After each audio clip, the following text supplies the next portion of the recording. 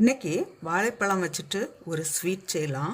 அதுக்கு 2 நேந்திரம் வாழைப்பழம் எடுத்துருக்கிறேன், 1/2 கப்பு வெல்லம், 3/4 கப் தேங்காய், 2 டேபிள் ஸ்பூன் ரவை, ஒரு 4 ஏலக்காய். இந்த ஏலக்காயை பவுடர் பண்ணணும்.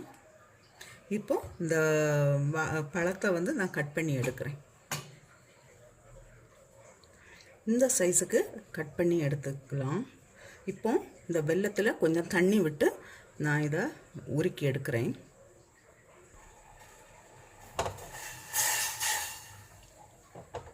இது வெல்லம் உருகினா போதும்.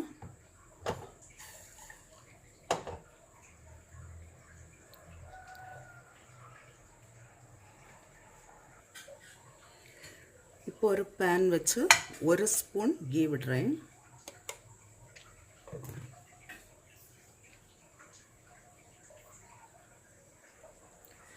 இப்போது இதில் தேங்காயை போட்டு கொஞ்சம் ஃப்ரை பண்ணி எடுக்கலாம்.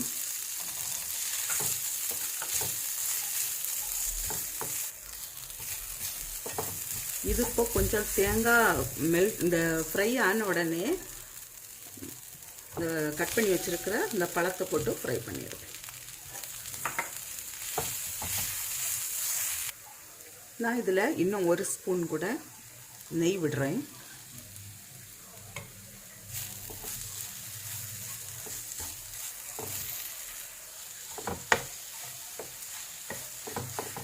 இப்போ இதில் இந்த ரவையை சேர்க்குறேன்.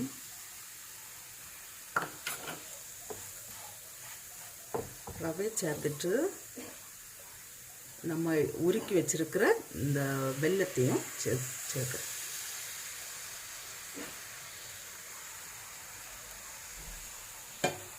இந்த ரவை இதில் வெல்லத்தில் சேர்ந்து வேகட்டும். இதில் இப்போது பொடிச்சு வச்சிருக்கிற ஏலக்காயை சேர்க்குறேன்.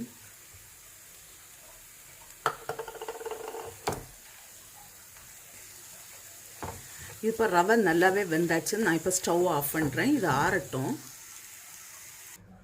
இனி இதுக்கு ஒரு பேட்டர் தயார் பண்ணலாம்.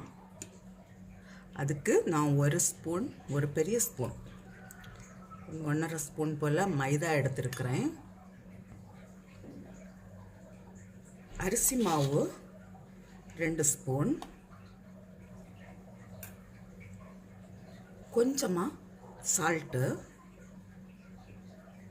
கொஞ்சம் கலருக்காக நான் மஞ்சள் தூள் தான் சேர்க்குறேன்.